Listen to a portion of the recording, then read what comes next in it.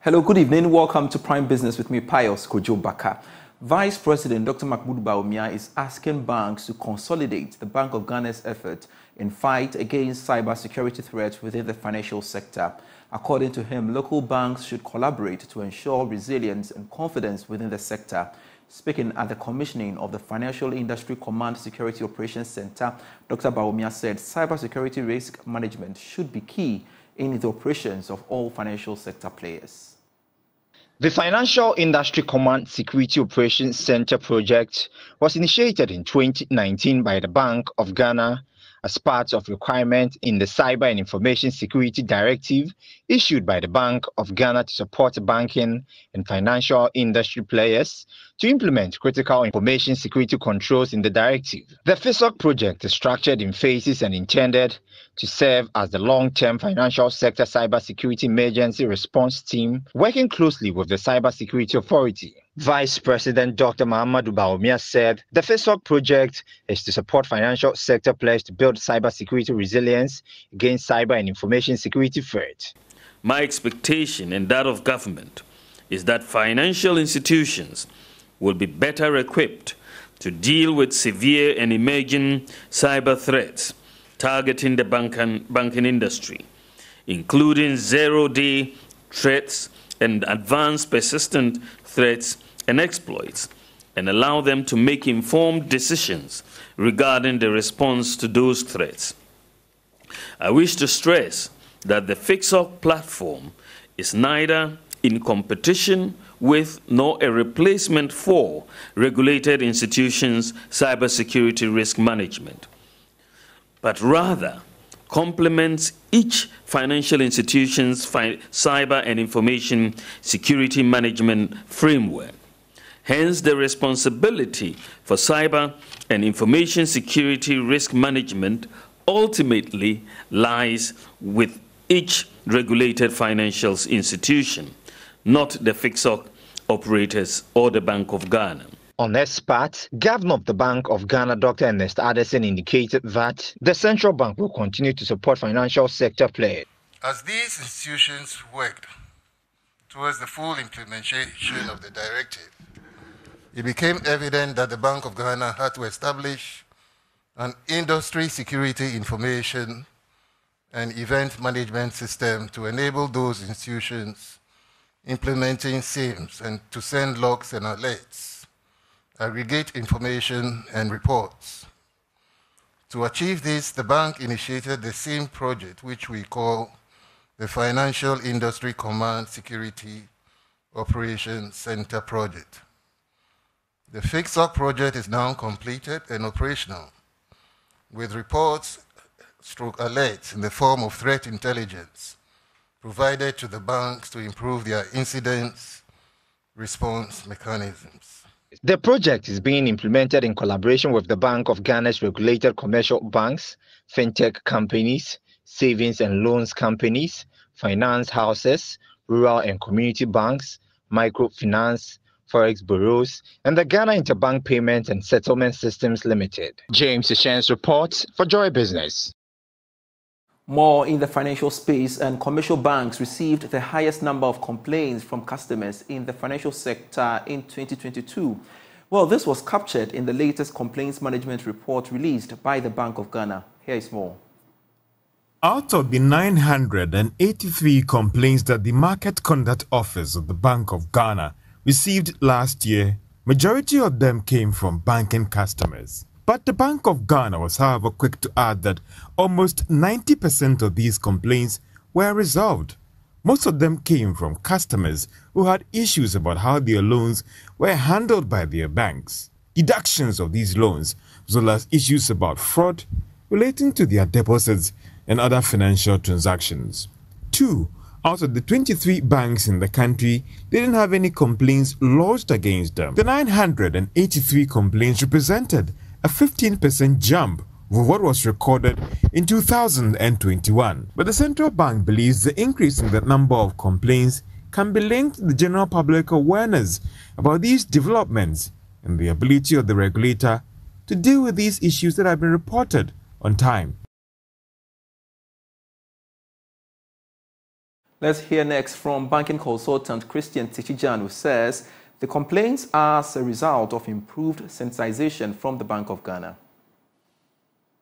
I think now the banks have rather provided more adequate channels for some of these complaints and their resolutions. I'm actually aware of a lot of the banks having established their service excellence departments with a core mandate to offer excellent service across their branches and then departments. And then the customer complaints and their timely resolution are also part of their duties. But what I would say is that with the advent of technology and then access to information, people are getting more information on service delivery and of their rights. So what were considered normal, like long queues in the banking halls and then system downtimes at first, is now viewed as an abomination, where the customer feels the bank has got the responsibility, or it is the responsibility of the bank to give them 100% uptime or uninterrupted service. And so, so far as we are concerned, this is not something new. People are rather getting to know their rights, what they have to do, and the fact that Bank of Ghana has provided a channel through which, once there is any issue like this, yes, Bank of Ghana can come in and then they're able to get resolution. So I would say things are being reported more now instead of what was happening actually at first. Away from the financial space, let's now delve to the energy sector, where more stakeholders in the energy and petroleum sector have joined calls to immediately stop any attempt to offload shares of GNPC in the Jubilee field to Petro SA. The Energy Minister, Matthew Opoku-Prempeh, directed the board chairman to stop all discussions related to the deal. Now, 29 CSOs have already kicked against the deal. Speaking to Joy Business, energy consultant Dr. Yusuf Suleiman has said there is no need to sell Ghana's stake to Petro SA at this time. The CSOs, I think they have a basis on their call. Why am I saying that? No, if you look at the upstream, our upstream, especially championed by our NOC, that is GNPC, they have been in several controversies over the years. And so it's not surprising that at this moment in time, what the GNPC was set to do or set up to do as its core business, to explore and produce oil, we haven't been able to do that. Because the distractions are simply too much, from the political actors of the day. If individuals become so powerful beyond the structures of, organizations, this is what happened. And so, where are we now? GNPC have been in existence, and then the plan was for it to become a standalone operator at this moment in time. Being a standalone operator means that strategically you have to be able to amass your interests in terms of your shares within the fields. So if at this moment in time, we are rather dissipating our shares, it means that all this strategically coming from the upstream point of view, we are drifting away from gravitating to become a standalone operator. And rather, if you are in this business of upstream, if you don't become a standalone operator, or if you don't have the majority shares, you are going to be they're going to dictate for you. The best benefit or the maximum benefit or the optimal benefit you can recoup from the industry is when you have maximum share. So I don't think there's any basis whatsoever at this moment in time, to think about diversifying or selling some of our shares. And if you look at the oil market at this moment in time, it's booming. Oil price above 70s. So this is even the time to look at, if you have the shares, try to take advantage, maximize it, and see how you can commercialize it, but not to dissipate it. So with this, the aggregate of all these factors, I think, gives a lot of credence to what, the CSOs are calling. And I think I congratulate them, whoever been the whistleblower, to have brought this out to the public space for us to interrogate it. I think the person has done creditably well. In more business news tonight, 16 Tunisian companies are in Ghana to explore business opportunities in the areas of agribusiness, construction, services, and information and communication technology. The presence of these foreign companies is to meet and partner Ghanaian businesses to strike win-win business deals aimed at accelerating the potential of the African Continental Free Trade Area Agreement. Speaking to Joy Business at a networking event, General Director of Economic and Trade Corporation at the Ministry of Trade in Tunisia, Lenza Benoit, said Tunisia is ready to trade and strengthen economic ties with Ghana. Here's more. The 16 Tunisian companies will be engaging 34 Ghanaian businesses in a B2B appointment for both countries connect and share their respective products and services. Areas of focus will be agribusiness, construction, services and information and communication technology, as well as handicraft. Here is Director General of Economic and Trade Corporation in Ministry of Trade and Export Development, Lazare Benoit, speaking to Joy Business at a networking event. In Africa, we have to do this, and we have to go more, because we have a lot of opportunity and a huge of opportunity between us. So if the SMEs start to know each other and to make this business trip between all the African countries, I think it will get more opportunities to enhance added value chain between the countries. Second Vice President of the Ghana National Chamber of Commerce and Industry, Stephen Mezan, said this partnership offers great opportunity for Ghanaian businesses to expand and leverage on the African Continental Free Trade Area Agreement. There's great opportunity, especially that we have had this one. There are numerous that are out there, and we look forward that it becomes fruitful and not just a talk shop. Not just a talk shop as we do all the time, but most importantly, the leaders of our nations to look at these important issues, the things that makes it possible for us to be able to export to other countries. Then again, another thing that we also need to look at is the type of governance that we are facing in Africa. The exploratory visit was carried out through the support of the delegation of German industry and commerce in Ghana. More on trade, the Israeli government has pledged its commitment to invest and support Ghana's agricultural sector, especially in rice production, to enhance food security and sustainability. To this end, the Israeli Economic and Trade Mission to Ghana is engaging players in the agri-value chain to find innovative technologies to develop climate resilience in rice farming and other staples in the country. Speaking to Joy Business at a forum, Ambassador of Israel to Ghana, Shamit Sofa, said Israel is ready to assist Ghana address challenges facing rice production. Here's more. To foster rapid development of climate resilience in rice production, the Israeli Economic and Trade Mission to Ghana, in partnership with the Israeli Export and Ghana Professionals Network, organized a forum that brought together key actors in the agricultural value chain to enhance economic well-being while reducing hard currency expenditure on rice imports. Her Excellency Shamit Sofa is the Israeli ambassador to Ghana. Increasing food security.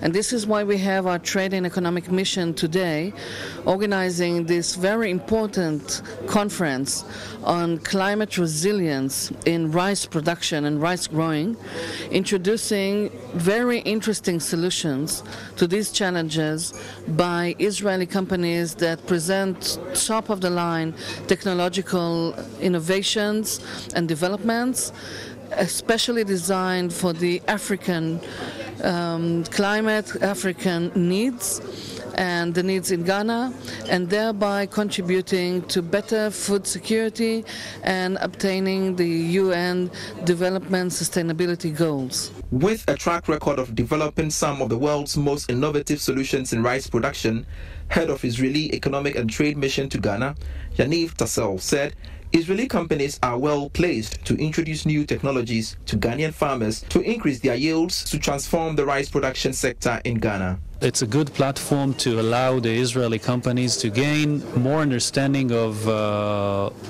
ecosystem, of the challenges farmers and business sector are facing with here in Ghana, because not all of the Israeli companies have been operating in Ghana before.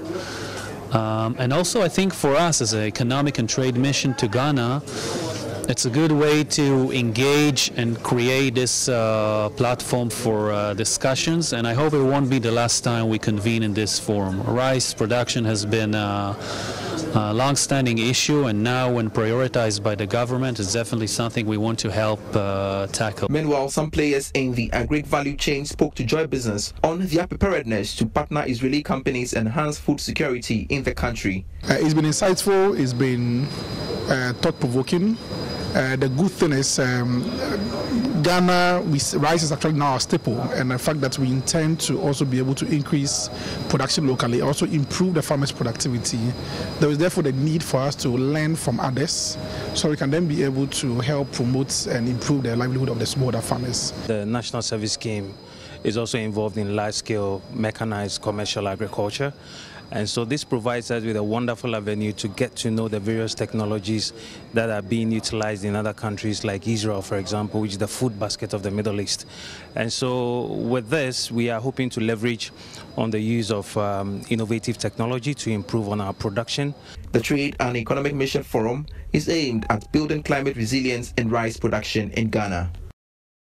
Let me now take you to Nigeria, where a member of the ECOWAS Parliament, Emmanuel Bidra, is calling for a common telecom tariff regime for the West Africa sub-region. ECOWAS citizens have often complained about high roaming charges. Speaking to Joy News' Blessed Suga at the 2023 ordinary meeting of the 5th Parliament of ECOWAS in Abuja, Nigeria, Mr. Bidra also called for an enhanced framework to boost integration in West Africa.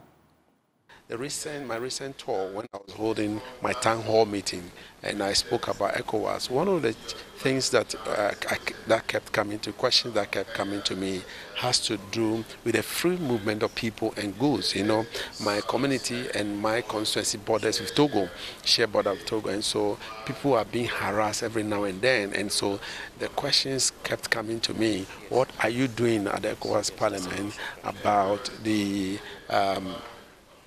movement of people, goods, and services? And I have to tell them that yes, ECOWAS Parliament has been in existence for the past 20 years, but we have not yet fully reached the state where we become a full parliament. We don't have the powers of a full parliament because we are not elected into a, we are delegates.